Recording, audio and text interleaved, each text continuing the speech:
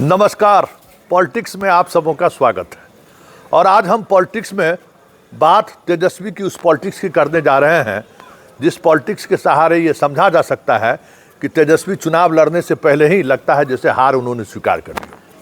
जी हाँ, यह बात मैं इसलिए कह रहा हूँ कि दूसरे चरण के नामांकन का कल अंतिम दिन है।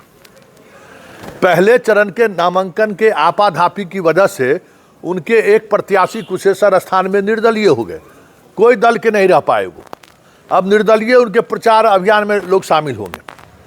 ठीक उसी तरीके से दूसरे चरण के अधिकांश सीटों पर अभी तक कौन उम्मीदवार होगा इसकी न आधिकारिक जानकारी सामने आई है, न उम्मीदवारों के भीड़ को देखकर यह कहा जा सकता है कि वो लोग जो टिकट लेने वाले लोग हैं या जो फिर जिनको टिकट मिलना है उनके भीड़ से लग रहा है जैसे अभी तक तय नहीं हो पाया।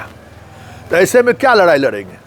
मतलब 20 दिन हो गया तेजस्वी का फर्स्ट फेज का कैंपेन, मतलब प्रक्रिया सब पूरी हो चुकी है। कैंपेन शुरू है, अमित शाह से लेके सारे बीजेपी के नेता चुनावी मैदान में, और तेजस्वी अभी तक घर से निकले भी नहीं हैं, टिकट वितरण भी नहीं कर पाए।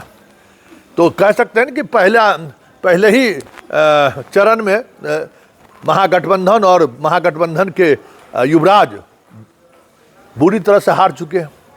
सीट तय नहीं कर पाए हैं, उम्मीदवार तय नहीं कर पाए हैं, और प्रचार में जाना तो दूर। बात सिर्फ महागठबंधन के नेतृत्वकर्ता का ही नहीं है, कांग्रेस की भी यही स्थिति है।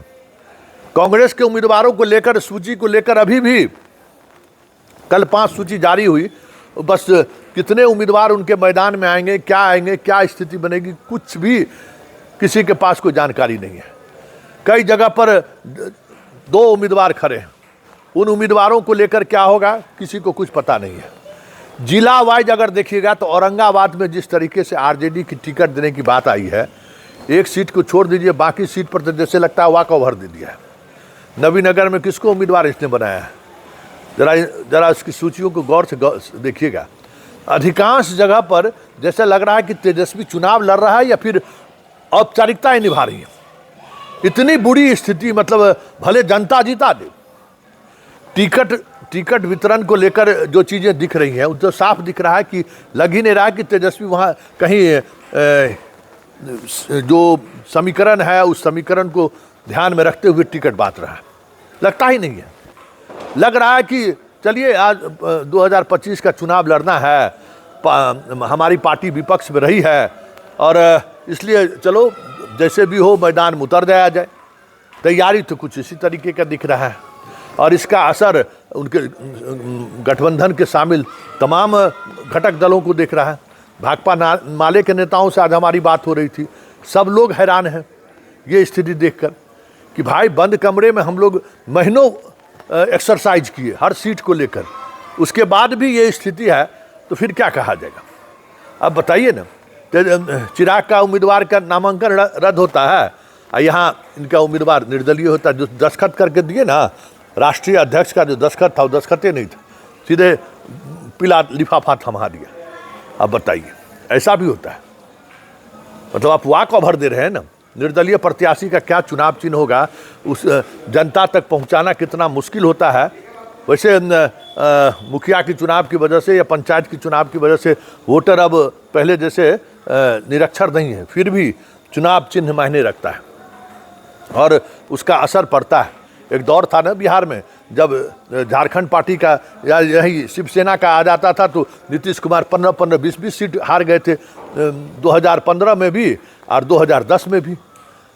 जो कई तरह की इस तरीके की तस्वीरें सामने आई हैं। तो सिंबल आज भी महत्व रखता है, चाहे कितना भी वोटर जागरूक क्यों ना हो जाए, वोटर को लेकर क्यों, तब बिना सिंबल का उम्मीदवार लड़ेगा, इनका सोच लीजिए। हर जगह यही स्थिति है। मतलब लग ही नहीं रहा है कि तेजस्वी मुख्यमंत्री के लिए लड़ाई लड़ रहा है। मतलब ये स्थिति है।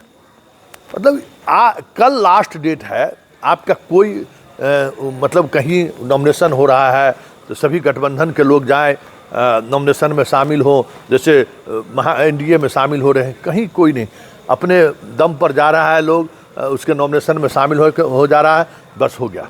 नॉमिनेशन में सभी गठबंधन के लोग, सभी नेता पहुँचे, उसके लिए जो क्या कह सकते हैं कि वर्क डन होना चाहिए, कुछ भी नहीं है। मतलब इतनी अराजकता तो आरजेडी के मतलब उम्मीदवार चयन ही नहीं, बाकी फंक्शनिंग में भी आप देख लीजिए। लालू यादव के समय में ये चीज़ें नहीं होती थी। हाँ, टिकट बंटवारे को लेकर खूब घमासान होता था, इसी तरीके से दिन रात लोग आते जाते रहते, लेकिन ये स्थिति नहीं रहती थी। ये एकदम हैरान करने वाली स्थिति है। हमें लगता है कि इसका नुकसान महागठबंधन का को तो होगा ही होगा, और तेजस्वी की पूरी राजनीति इस तरीके से, जिस तरीके से कैजुअल चुनाव को ले रहे हैं, पूरी राजनीति घेरे में आ जाए तो कोई बड़ी बात नहीं होगी, क्योंकि इस बार आर पार की लड़ाई है। और इस लड़ाई में अगर तेजस्वी पिछड़ गए तो फिर ये MY समीकरण बाकी 2029-30 में रहेगा कि नहीं रहेगा, कोई देख नहीं पाया। देखने की उम्मीद है भाई। ये कितने दशक तक ये MY समीकरण, 90 से इस समीकरण चल रहा है बिहार में ना। कितने दिनों तक ये समीकरण चलता रहेगा, और कब तक मुसलमान आरजेडी के सहारे बीजेपी को हराने की रणनीति कर सकते हैं या सोच सकते हैं। लगातार हार रहे हैं, तो ऐसे में यह आखिरी चुनाव कह सकते हैं कि तेजस्वी का था। और इस चुनाव में तेजस्वी को जिस दमखम से सामने आना चाहिए था, वो दमखम तो दूर, लग ही नहीं रहा है कि वो चुनाव लड़ रहे हैं। और ऐसे में 2025 का विधानसभा चुनाव 2010 की तरह परिणाम को लेकर सामने आ जाए तो कोई बड़ी बात नहीं होगी। ये लड़ाई अब जनता लड़ रही है, पार्टी नहीं लड़ रहा है। महागठबंधन के नेता नहीं चुनाव लड़ रहे हैं, चुनाव लड़ रही है बिहार की जनता। जनता भले आरजेडी और महागठबंधन के उम्मीदवारों को जिता दे, जहां कहीं भी एनडीए से वो खफा है, एनडीए के गवर्नेंस से जहां खफा है, एनडीए की कार्यशैली से खफा है, नरेंद्र मोदी की सियासत से जो लोग खफा है, वो भले ही महागठबंधन को वोट कर दे, चाहे उम्मीदवार कैसा भी क्यों ना हो। लेकिन जो रणनीति होनी चाहिए थी, उस ऐसे वोटर को एकजुट करने के लिए, ऐसे वोटर को के साथ समन्वय बनाने को लेकर, उसमें तो तेजस्वी मैदान में उतरने से पहले ही आत्मसमर्पण करते हुए दिख रहे हैं। इसका असर बिहार की राजनीति पर पड़ेगा।